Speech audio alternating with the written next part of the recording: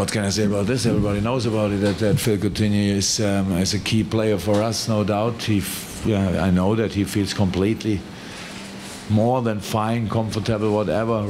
In Liverpool, he loves the club, he loves the city, so all that is clear. But that he is able to play like tonight in a very, very difficult moment of the pre-season after all these sessions, that's good to see, and that shows only his big potential.